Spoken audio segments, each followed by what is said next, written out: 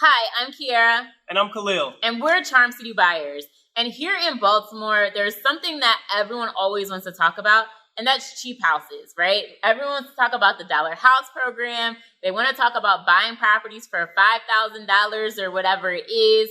And so that breeds a lot of conversation about, well, if there's tons of development happening, Charm City Buyers is telling us how amazing things are in Baltimore. We're seeing all these indicators. We're breaking all of these records. All of these things are happening. Well, why don't I just buy one of those Vacants and just sit and wait? Make it a savings plan. Put $3,000 or $5,000 into a house. Hold on to it and be good. Ride the wave, right? Ride the wave. Don't come around here with them thinking parks. Do not come here in Baltimore talking about you going to buy something and just sit on it and wait and be the reason why properties are blighted and communities are torn apart. So let's give a little bit of context here, right? So when you think about Baltimore and you see in your head every once in a while those vacant blocks of properties, you have to know and understand, number one, not all of those properties are city owned. They're individually owned by investors who thought exactly that way. I'll buy a property at a tax sale, or I'll buy a property for a few $1,000s and I'll just wait.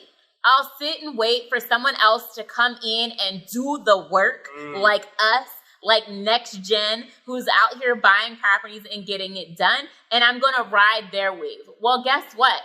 Beyond the fact that that's not good for the community, that's not helpful for Baltimore, and the fact that we need to make sure that we're not just thinking about ourselves in our pocket, but our impact in these neighborhoods and in these communities.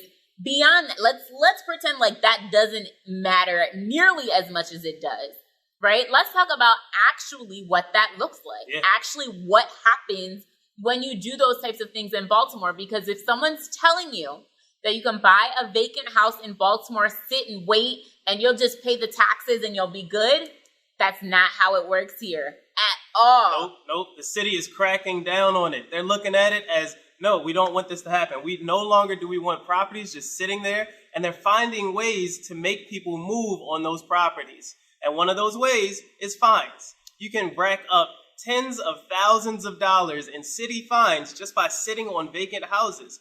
If the grass, if the boards, if people break in, it's a dangerous situation. It's a nuisance to the neighbors. And as properties are sitting there, city officials will come out and they will check it. They will photograph it, document it, date and timestamp it, and send you a fine. Yes. So let's be very clear, right? So the city has a process to fine people for exactly what Khalil's talking about, right? High grass, unsecured windows and doors, just being vacant in general, right? Not having a use and occupancy. So these environmental fines and violations really rack up, and you can start getting them immediately once you close, starting to get those notifications to say that you're in violation of Baltimore City Code, right? So number one, if someone's telling you to just buy a property, pay the taxes, they're missing pieces because you're going to get fined. Utilities is another one. You're going to get hit with water bills regardless whether you got your water on or off. They've got some standard baseline fees for different things like stormwater management and just kind of maintenance cost that they will continue to send you bills. Absolutely. And if you know anything about our properties and the deals that we do, right, we'll buy a property with a front wall and a tree growing up the middle, and best believe we have a water bill, right? So there's absolutely those monthly water bills that are coming in. Again, another monthly, regular, consistent expense, regardless of the fact that if your property is vacant or not. So those water bills are another thing that people miss. And actually, sometimes there's issues and challenges with those bills where they are way higher than you would actually anticipate. And so that adds on an additional challenge of trying to appeal and fight with the Department of Services when it comes to your water bill. Again, we're not just buying vacants and sitting on them. There are things that you will be required to take care of. Yeah, absolutely. And then there's just the general opportunity cost, right? If you put your money into a property, and the reality is vacant properties, vacant shells don't appreciate as much as people think. right? People think they're going to sit on it for a year or two, and then all of a sudden it's going to be worth 5 times what they paid for it. It doesn't work that way. It just doesn't. So the opportunity cost of somebody, a speculator, coming in and purchasing a shell and sitting on it rather than putting their money to work and getting some cash flow from it or fixing it up and selling it, the opportunity cost just doesn't make sense. Absolutely. And so you also have to understand, okay, if someone's telling me this, right, but they're not telling me about the fact that I'm going to have a monthly water bill. They're not going to tell me about the fines, environmental fines. They're not telling me about the cost of registering vacants. They're not telling me all of these pieces, right? What's in it for them, right? What's in it for them? Because I'll tell you, for us, we want to make sure that we don't have people coming into Baltimore and sitting on vacants, because you're making it harder for us to do what we do, which is add value in these communities and really put something in, right? Turning vacant houses into homes is a staple of what we do and what Next Gen does all the time. And so you coming in and just buying vacants is just making it harder for me. And that's never going to work, right?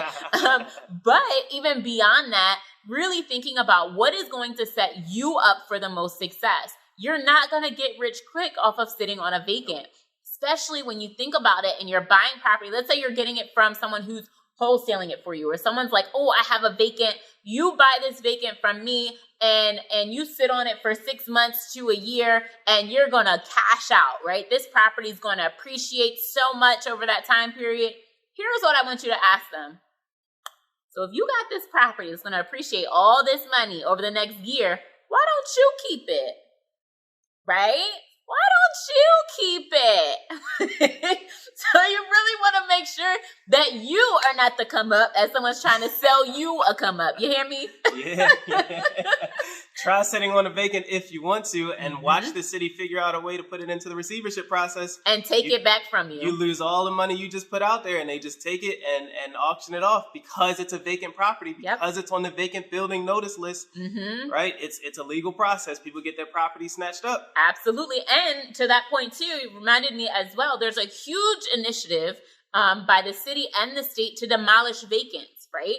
If you're not tuned in to what's going on here and you buy this vacant house and you're going to sit on it because there's so much going on in the neighborhood, make sure you're paying attention to the demo list. You do not want to sit there and buy a house that you think is going to appreciate all of this time, but this property actually is condemned and planned for demo. You've literally bought some grass that's going to be taken from you anyway. So please, please, please set yourself up for success.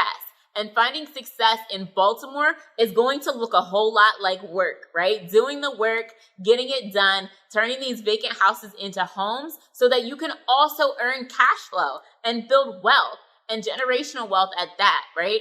Don't let Instagram before and after clips get it twisted and make you think that it's an easy, quick, we're just going to flip it and make it happen. That's not what's actually going on for people who are really doing the work. And so let's make sure that we're not trying to streamline the process, impact negatively people who are doing the right thing, and set your own self up for failure. So we're going to just be very clear on this whole vacant thing. Baltimore is not the place to be buying vacants and sitting on them. That's not what we do here. We're Khalil and Kiera from Charm City Buyers. Make sure you subscribe to our YouTube. Check us out on Instagram, Facebook. We're even over there on Twitter nowadays. We'll see you soon.